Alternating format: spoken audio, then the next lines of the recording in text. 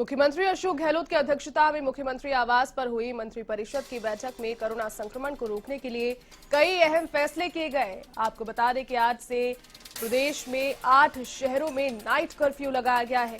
राज्य मंत्रिपरिषद की बैठक में बताया गया कि त्योहारी सीजन और सर्दी के मौसम के कारण पिछले कुछ समय में कोरोना के केसेस में वृद्धि काफी बढ़ गई है, इसीलिए लोगों को हेल्थ प्रोटोकॉल की पालना कराना और उसका सुनिश्चित करना ही आवश्यक है। मंत्रिपरिषद की बैठक में आपको बता दें कि इस प्रकार के मास्क नहीं लगाने और सभी मास्क नहीं लगाए जाने वाले लोगों पर जुर्माना बढ़ाकर 500 रुपए उसे कर दिया गया।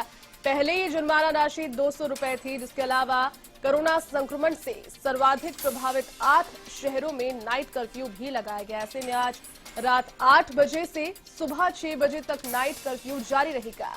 हालांकि इस नाइट कर्फ्यू में अति आवश्यक सेवाओं के साथ साथ बस, ट्रेन और हवाई जहाज में सफर करने वालों के लिए आवागमन में छूट रहेगी। तो वहीं जिन राजकीय और निजी कार्यालयों में 100 से अधिक कार्मिक कार्यरत है, वहां पर भी कार्य दिवसों में कार्मिकों की उपस्थिति को 75% से अधिक नहीं रखा जाएगा। इन संस्थानों में स्टाफ को रोटेशन के आधार पर बुलाया जाएगा। इसके अलावा आपको बता दें कि शादी समारोह में भी अधिकतम 100 लोग ही अब शामिल हो पाएंगे।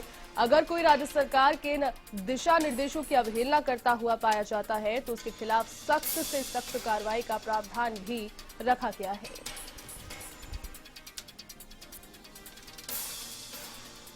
तो मुख्यमंत्री अशोक गहलोत की मंत्रिपरिषद की बैठक में अहम बड़े फैसले लिए गए। उन बैठकों के तहत और उन फैसलों के तहत 8 शहरों में नाइट कर्फ्यू लगा दिया गया है।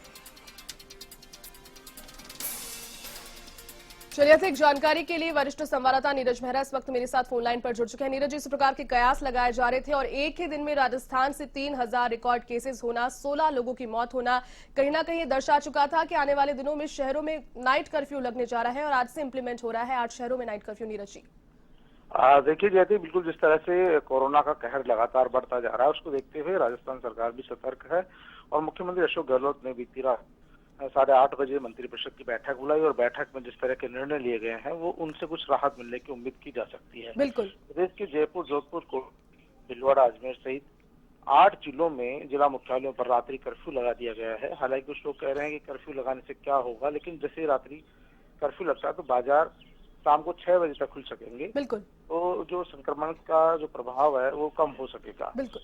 और कई प्रदेश ऐसे हैं जिन्होंने रात्रि कर्फ्यू लगाया है, वो इस मामले में उनको लगता है कि कहीं जो कोरोना संक्रमण है उसको रोकने में वो सफल रहते हैं जी। तो और इसके साथ ही जो मास्क नहीं लगाने पर जुर्माना 500 रुपया कर दिया गया राजस्थान में भी। तो ये इस तरह के कई बड़े निर्णय मंत्रिपरिषद की बैठक में किए गए।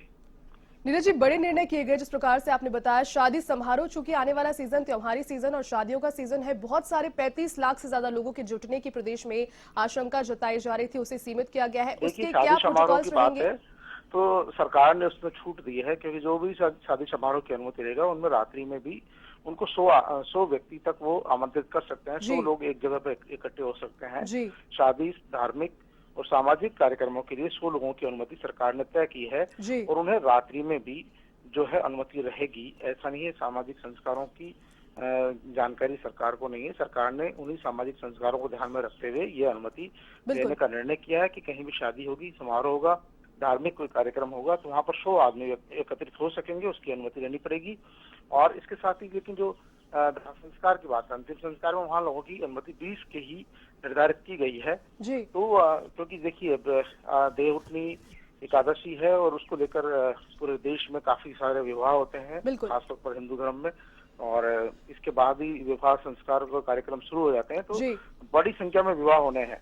ऐसे में सरकार के पास भी बड़ी चुनौती है, प्रशासन के पास भी बड़ी चुनौती, क्योंकि इन पे रोक नहीं लगाई जा सकती। लेकिन जो विवाह में एकत्रित होने वाले लोगों की भीड़ है उस पर कम से कम अंकुश लगाने की पहल लोगों को खुद को अपने आप से करनी पड़ेगी, खुद को अपने आप से शुरुआत करनी पड़ेगी। क्योंकि प्रत्येक व्यक्ति के आगे न तो पुलिस लग सकती है, न प्रशासन लग सकता है, न ही सरकार खड़ी हो सकती है।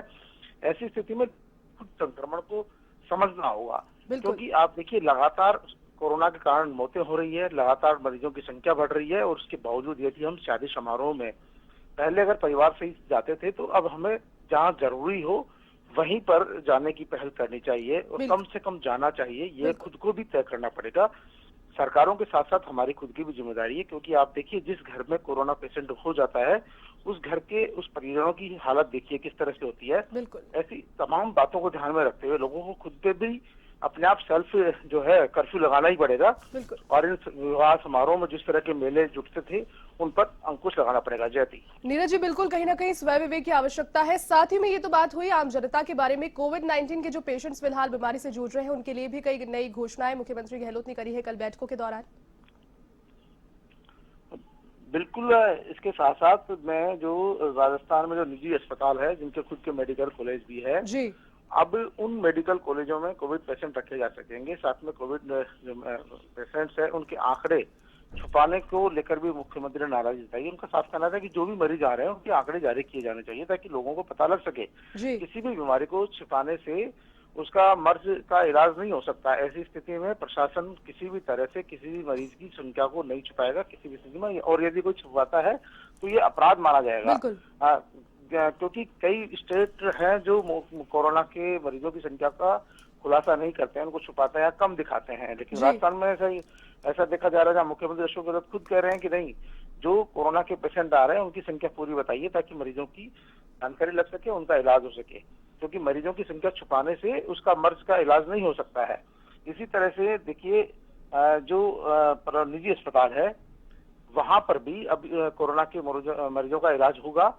साथ में जो वेंटिलेटर है उनकी संख्या बढ़ाई गई है, बेड्स की संख्या बढ़ाई गई है, और कोशिश ये की जा रही है कि ज्यादा से ज्यादा लोगों को इलाज मिल सके और ज्यादा से ज्यादा लोगों की जांच हो सके। नीरज जी, किन किन जो क्षेत्रों को यहाँ पर कर्फ्यू से साइड में रखा गया है, छूट कहाँ कर किन किन क्षेत्रों में दी गई है, कौन से ऐसे ऑफिस होंगे जहाँ पर हालांकि कार्मिकों की संख्या 75% की जाएगी और रोटेशन में कार्य किया जाएगा आने वाले दिनों में? देखिए जो भी जरूरी सेवाएं हैं उन जरूरी सेवाओं के कार्यालयों में कोई कर्फ्यू ज्यादा इफेक्टिव नहीं रहेगा सभी कार्यालयों में, क्योंकि जो सोशल डिस्टेंसिंग, मास्क लगाना, 2 गज की दूरी और ये तमाम चीजों का नियमों का पालन करना पड़ेगा। जो आपके सरकारी कार्यालय हैं, निजी प्राइवेट जो कंपनियां हैं उनमें भी जो काम है बदस्तूर चलते रहेंगे, लेकिन सभी जगह बस ये है कि आप सार्वजनिक स्थल पर 5 लोग इकट्ठे नहीं हो सकते। कहीं पर भी गॉसिप जो लगाई जाती थी खड़े होकर चौराहों पर या दुकान पर भी 5 लोगों को खड़े होने की अनुमति नहीं है, गैप रखना पड़ेगा, दूरी रखनी पड़ेगी। और इस तरह के देखिए मैंने क्या कहा अभी, सरकार और पुलिस प्रशासन हर आदमी के पीछे नहीं लगाई जा सकती। इसका मकसद सिर्फ ये था कि लोगों में कहीं न डर बैठे और उस डर के आधार पर लोग अपने आप ही सावचेत रहे। जो सरकारी और प्राइवेट कार्यालय खुल रहे हैं वो यथास्थिति चलते रहेंगे, उनमें किसी तरह का कोई वो उन पर दबाव नहीं है, उन पर प्रेशर नहीं है कि उनको बंद किया जाएगा। जो शॉप्स है, बाजार है वो भी खुलते रहेंगे, लेकिन जहाँ भीड़ इकट्ठी होती है, जहाँ लोग ज्यादा इकट्ठे होते हैं वहां पर इन बातों की सख्ती बरती जाएगी। जी बिल्कुल नीरज जी, बहुत शुक्रिया तमाम बातचीत के लिए। तो देखिए जिस प्रकार से प्रदेश सरकार ने बड़े अहम निर्णय लिए हैं, 8 शहरों में आज से रात्रि कर्फ्यू जो है वो लागू हो जाएगा। रात्रि कर्फ्यू का मतलब है कि आप सोच सकते हैं कोरोना के शुरुआती समय में जिस प्रकार की कर्फ्यू यहाँ पर इंप्लीमेंट किए गए थे और लोगों ने जिस सीरियस तरीके से उस चीज को लिया था, कहीं ना कहीं संक्रमण की जो हद है उसको रोका था, लेकिन बीते दिनों जिस प्रकार की लापरवाही सामने आई है और बढ़ते हुए सर्दी के मौसम के बाद में मुख्यमंत्री अशोक गहलोत बेहद चिंतित इससे नजर भी आए थे और मॉनिटरिंग लगातार खुद कर रहे हैं।